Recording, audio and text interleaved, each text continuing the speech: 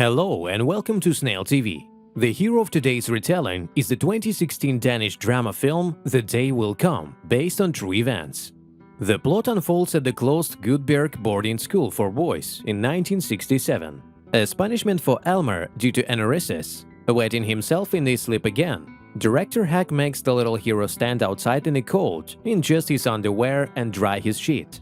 Elmer is transferred to another wing of the boarding school, to children who also suffer from urinary incontinence. But despite the many pills prescribed by the local doctor, the ailment doesn't go away.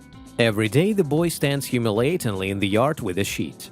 The hero's older brother, Eric, is constantly looking for cigarette butts for the bullies at boarding school, to keep them from hurting Elmer.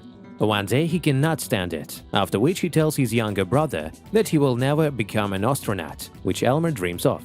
First, space explorers do not suffer from aneurysm, and second, he has a problem with his leg, a congenital limp. Lillian, the teacher, wakes up the boy who has fallen asleep in class, and then finds a notebook with his personal notes, fantasies about space flight. The woman doesn't believe that young Elmer, unbeknownst to her, has learned to read and write, so she makes him read out a passage from the text. To Lillian's surprise, the boy can really write and read well. It becomes clear that he is the smartest in the class. The teacher arranges for Elmer to stop taking pills, and also appoints him as a letter carrier. Thanks to all these changes, the hero gets rid of bedwetting and does well in his new duties as letter carrier. The brothers Elmer and Eric receive a letter from their mother, who is in the hospital. Mom writes to the boys that her health is on the mend, and as soon as she is discharged, she will take them home right away. The little hero, who has learned to read and write, begins to be respected by the boys at the boarding school. They give him their letters, where he supposedly reads, but really fantasies, that the boys are not forgotten and are very welcome by their family and friends. One night, a drunken labor teacher, Axel, who is on duty at the boarding school today, quietly sneaks into the kids' dormitory. He wakes Elmer up and asks the boy to go to his office and read something to him. Eric, who suspects danger, stands up for his brother, but is slapped several times by the adult pervert, who is much stronger than he is. Axel locks the office, drinks more alcohol, then says he really likes the little hero. At the same time, Eric plugs his ears, so he can't hear his brother being mocked. A little later, a beaten and humiliated Elmer flashes blood, after which he loses consciousness. At the morning assembly, the pervert teacher brazenly lies about the boy being victimized by his peers. The director of Gudbjerg, Hack, says an inspection is coming soon to their boarding school, which by the way is considered a model institution, so the incident must not leave the walls of the institution. Lillian, the teacher, asks Elmer, for he has become closer to her as a son, to answer who abused him, but the boy remains silent. The naive woman assumes that one of the older residents of the boarding school is to blame. Eric's brother can't stand it anymore and then tells the teacher half of the truth. It was an adult man who did the abuse. An inspection arrives at the boarding school, but the inspector, a good friend of Principal Hack, allegedly fails to notice that the boy's face shows bruises covered with foundation cream. Axel, who teaches the boy a job skill, takes Elmer to his office and gives the hero a smoking pipe, after which he tells him that everything that happened a few days ago that night is their secret. Meanwhile, Eric discreetly unscrews the protective cover from the sewing machine, behind which the pervy teacher works. The inspector as well as boarding school principal Hack are talking to teacher Lillian when suddenly there are screams of pain outside the window. Axel has had his fingers cut off by the cutting blade of a saw.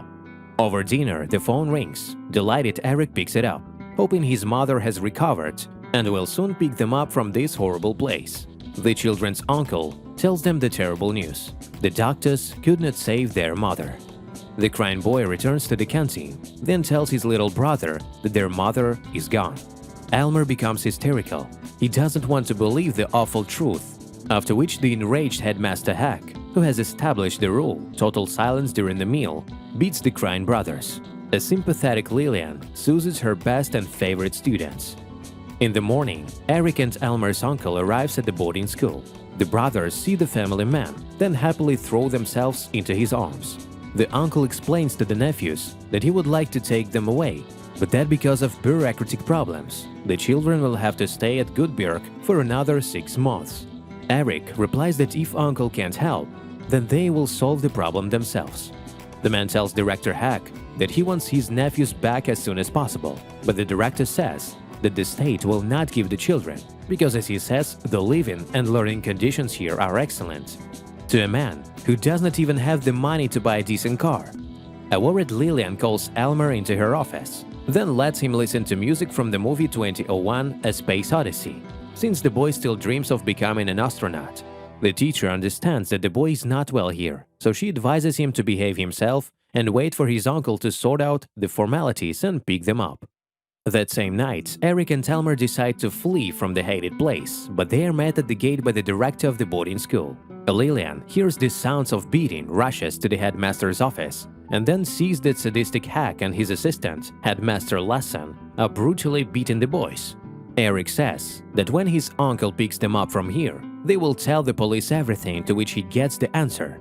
It was their relative who called the boarding school and warned them that the brothers might decide to run away. The next morning, teacher Lillian, seeing that she cannot stand up to the brutality of the Goldberg administration, resigns from the boarding school. Little Elmer is left without his guardian angel. It was the summer of 1969. A new commission is sent to the boarding school with an unscheduled inspection, and on the way it examines Dr. Hack's personal file. The inspectors see that according to the documents, the head of Goodberg is a crystal clear. No penalties, but on the contrary, only diplomas and awards. Even invited as the best teacher to reception to the King of Denmark. Director Hack comes out to the inspectors, then tells the senior inspector, Hartman, that he was not warned about the inspection, so he asks to continue another day.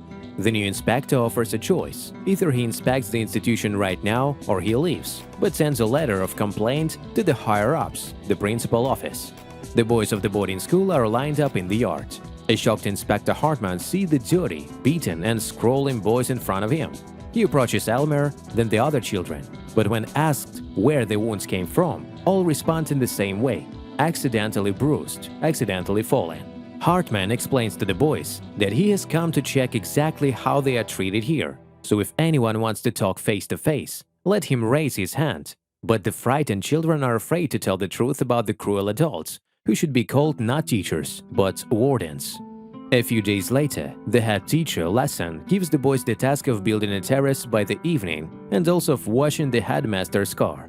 If they make it on time, they get a reward, watching a TV report about the first man landing on the moon. The children sit down in front of the TV and watch with bated breath about perhaps the greatest event in human history. Eric, who has watched the principal's car, asks him if his brother Elmer will be sent to another boarding school with them. The fact is that the boy has turned 15, which is the age for transferring to an older boys' institution. Hack replies that Eric won't be transferred anywhere.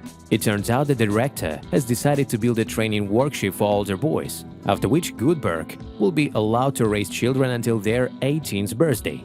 The head of the boarding school says he wants to see the hard-working Eric as his assistant. Out of rage, the kid scratches Hack's car. Elmer, dreaming of becoming an astronaut, watches with bated breath the report about the first landing on the moon. Immediately afterwards, the happy young hero runs to the director's car to tell his older brother about everything, but he doesn't find him there. Only drops of blood are frozen on the fender of the car. Director and head teacher had beaten Eric to within an inch of his life. 3 days have passed and he still does not regain consciousness. Elmer sneaks into his brother's room and tells him about the moon landing, but he doesn't react to anything. He's not reacting. Footsteps are heard in the corridor. Elmer hides under the bed, and then he hears the doctor report to the director. The boy's condition is critical, and he must be transferred to the city hospital. Hack categorically forbids it, because then a criminal investigation would begin. So he says that if the boy dies, it is the will of the higher powers. In the morning, Elmer asks Principal Hack for the day off, supposedly to go to the Copenhagen Postal Museum, because he delivers letters as a letter carrier. Surprisingly, the head of the boarding school agrees. For the first time in a long time, the little hero returns to the free, carefree world. He immediately calls his former teacher, Lillian. The woman meets Elmer. The boy tells about the trouble with his older brother, after which they go to the Inspector Hartman, but he's not there. Lillian takes the boy to the train station, promising that she will definitely contact the inspector and tell him the truth about the abuse going on in the Goodberg boarding school. The little hero, disappointed in the adults who can't help the trouble, returns to the boarding school. The older boys decide to take Eric to the city hospital on their own, but need to distract the alcoholic pervert Axel, who is left on duty. Elmer musters up the courage, goes into the rapist teacher's office, steals his keys, and locks the door from the outside. Meanwhile, the sadistic director Hack and the rest of the boarding school teachers are celebrating in the next building by receiving another commendation from the King of Denmark for, allegedly, excellence in child rearing. The little hero makes a spacesuit out of tin foil and cardboard, puts on space music, and then taking a hammer goes out into the yard and smashes up the hated principal's favorite car. Hack and his subordinates run into the parking lot and want to beat up the boy, but suddenly the phone rings. The principal's friend warns him that a complaint has been received about the conditions, so an unscheduled inspection is on its way. Meanwhile, Headmaster Lassen begins beating Elmer. Suddenly, the frightened head of Goodberg returns and orders him to stop. The blood-eyed boy runs away, climbs to the top of the water tower, and at this time a car with Inspector Hartman and Lillian drives up to the gates of the boarding school. Elmer, who is unaware that help has arrived, jumps from the water tower, at which time his older brother Eric regains consciousness. Tree branches save the boy from imminent death. Lillian, who has grown to love the intelligent and hard-working heroes as her own children, spends the night at their room. In the morning, after an examination, the attendant physician tells her that both brothers will live, the danger is over, then allows the woman to sit with them. Sometime later, Lillian brings Elmer into Hack's office. The hero forces the sadistic director to write him and his brother a referral to another boarding school. Inspector Hartman, who is investigating the abuse of authority, beating and humiliation of the boys placed at Goodberg, again asks the boys, are any of them willing to talk frankly and privately about life at the boarding school? The boys, inspired by the heroism of little Elmer and his older brother, Eric, raises their hands. Nowadays, the real-life Good Haven boarding school, based on the events in which this film is based, is considered the best institution in Denmark, helping even its former students with rehabilitation. That's all for now. Subscribe to Snail TV, like us, and recommend us to all lovers of soulful movies.